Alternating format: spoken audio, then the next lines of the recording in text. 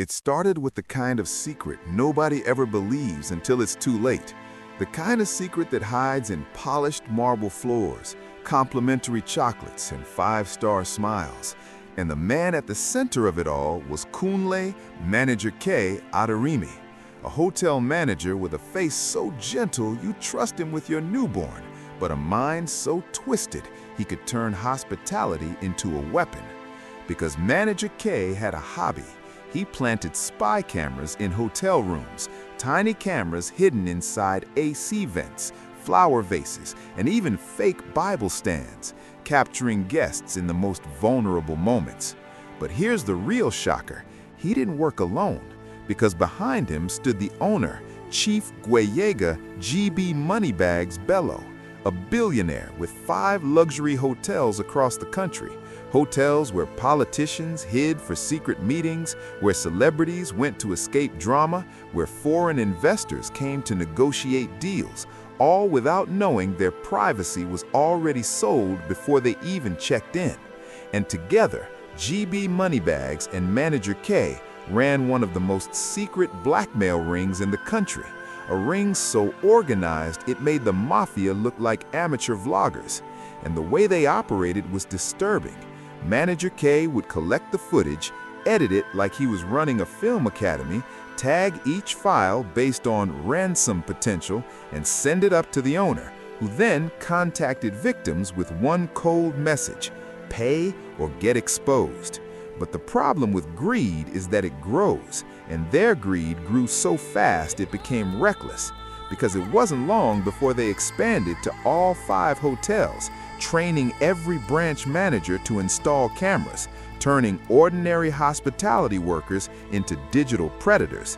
And for years, it worked like magic. Money poured in, victims paid silently, politicians obeyed, influencers panicked, pastors begged, and not a single soul suspected the truth until the night everything changed, the night a guest checked in that none of them should have messed with. Because that guest was Miss Tara Olawumi, a quiet, soft-spoken content creator who didn't look like much trouble. But life has a funny way of hiding lions in lamb clothing, because Tara was actually a cybersecurity analyst who loved undercover investigations as a hobby. And she checked in after receiving an anonymous tip that guests in that hotel were being watched. And the moment she entered her room, she knew something felt off.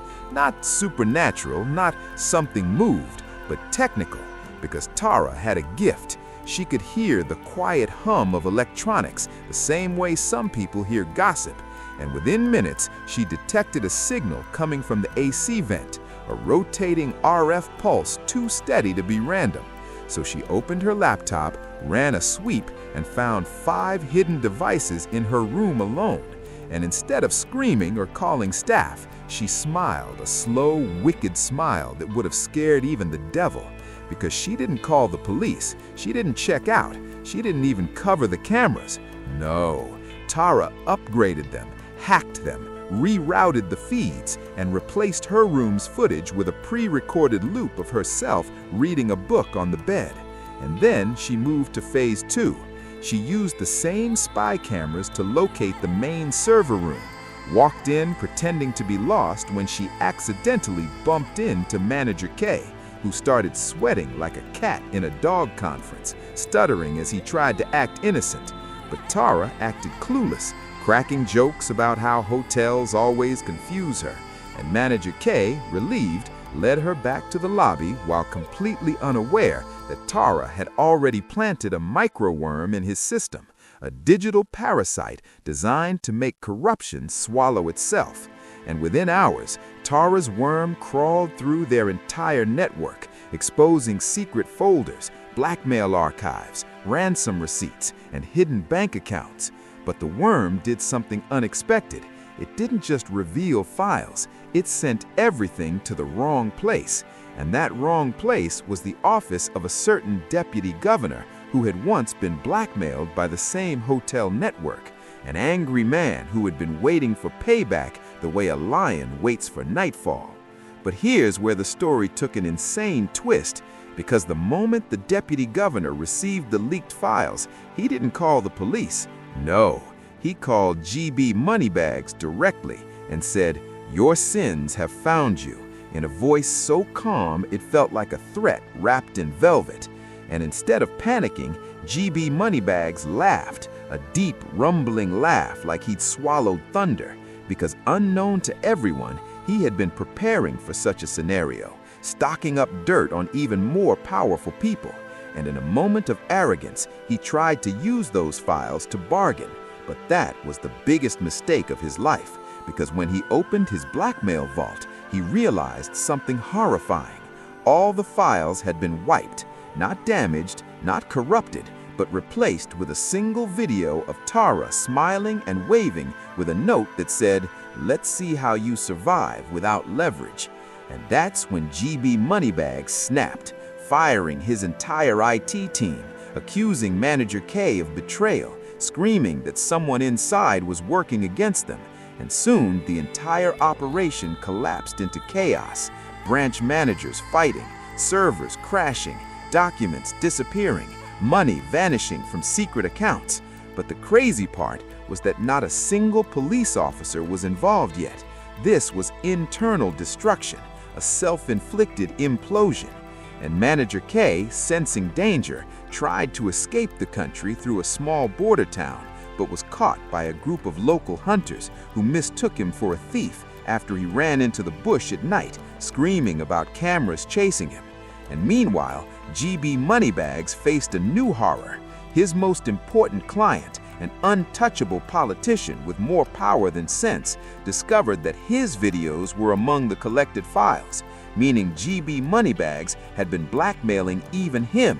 And in less than 2 hours, that politician declared GB Moneybags a national security threat, putting him on every watch list, freezing his accounts, and cutting off all his protection.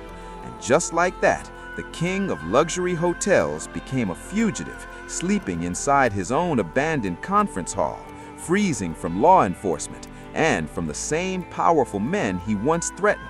But the satisfying part? Tara watched everything unfold from her apartment while eating suya and laughing softly every time a new headline dropped, because she didn't need to expose them. Their own crimes did the job.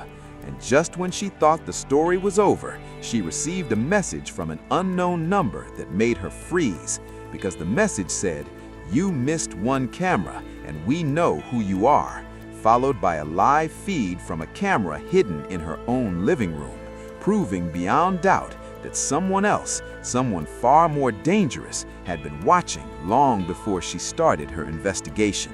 The message froze Tara's breath before her mind even caught up, because the moment she saw that live feed from her living room, she knew she wasn't dealing with leftovers from GB Moneybags' empire.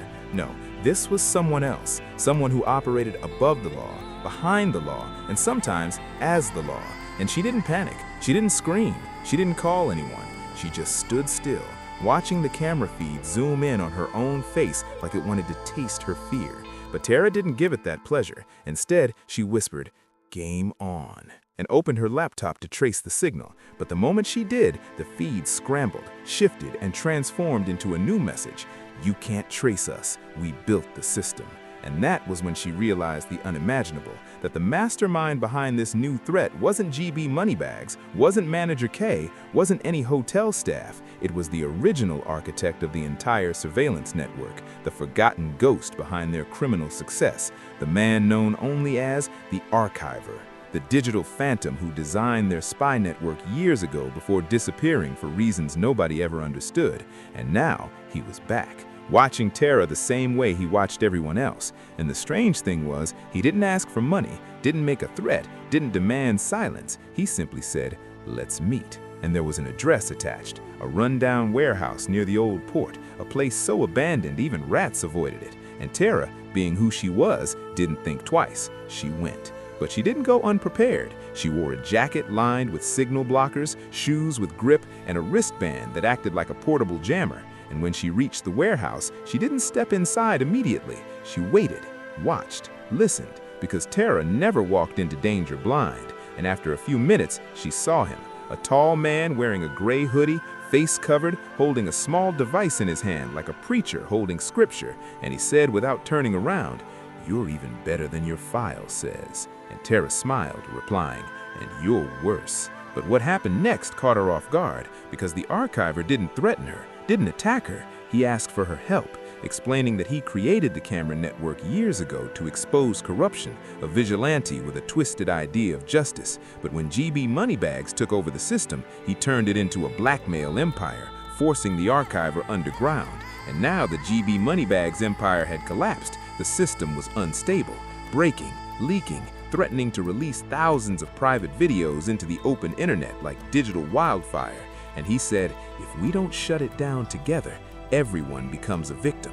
But Tara didn't trust him, not even a little, because anyone who hides behind cameras instead of truth is dangerous. But she also knew he wasn't lying about the system failing.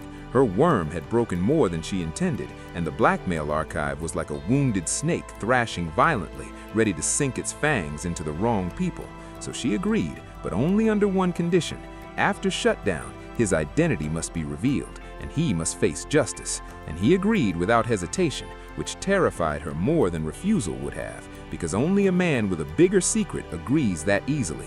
And together, they went into the warehouse, deeper, into a hidden room filled with old servers humming like dying monsters, wires running across the floor like veins, and on a dusty desk sat a single terminal showing a countdown.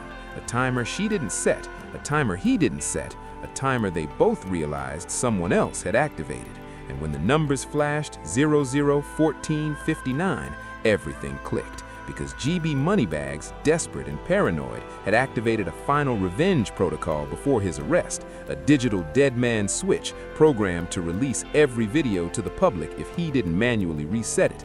And his arrest meant the world had less than 15 minutes before chaos erupted. Reputations destroyed, marriages ruined, political careers burned. And Tara didn't hesitate. She rushed to the terminal, fingers flying, bypassing barriers like she was peeling an onion at lightning speed. And the archiver worked beside her, typing commands she had never seen before, the countdown dropping faster than expected. 10 minutes, 6 minutes, 4 minutes. And Tara knew they were close, but not close enough, because every time she bypassed one firewall, 2 new ones appeared. Every time the archiver opened one system, another crashed, until suddenly the terminal froze completely at 0113. And that was when Tara made a decision that changed everything. She opened her jacket, pulled out her signal jammer, slammed it against the main server, and triggered a forced overload, a brutal reset that risked frying the entire network permanently. And the archiver shouted, "Do you know what you're doing?" And she replied, "I'm ending this." And the server sparks flew, lights flickered, fans roared like beasts waking up. The timer glitched, stuttered, then stopped at 0007. And with one final choke, the system died. The entire blackmail network collapsed in on itself, files erased permanently, cameras disconnected, servers reduced to useless metal.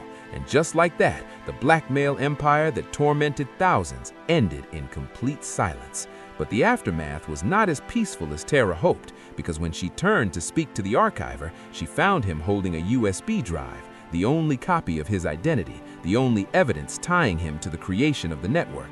And he tossed it to her gently, saying, "A promise is a promise," and removed his hood, revealing a face that shocked her, a face she recognized immediately, because the archiver wasn't a criminal, wasn't a hacker for hire. He was a former government cybersecurity official who vanished 5 years ago after exposing corruption, a man declared dead, a man whose disappearance caused national uproar. And now he stood in front of her, no longer a ghost, no longer a myth, just a man tired of running. And Tara nodded slowly, understanding the weight of what he handed her, and she turned to leave, ready to hand him over to justice. But before she reached the exit, she heard footsteps outside, heavy, many, too coordinated to be police, not military, something darker, something private, something elite. And one of them shouted, "Nobody leaves." And Tara realized the truth. The blackmail empire wasn't dead, it just had bigger owners. Owners who stayed hidden, owners who didn't want their secrets erased, owners who wanted the archiver back or buried. And the last thing Tara heard before she ducked for cover was a voice on a megaphone saying, "Tara Olawumi, we've been expecting you." And that is where the story ends. because sometimes justice isn't a final destination, it's a war you fight again and again.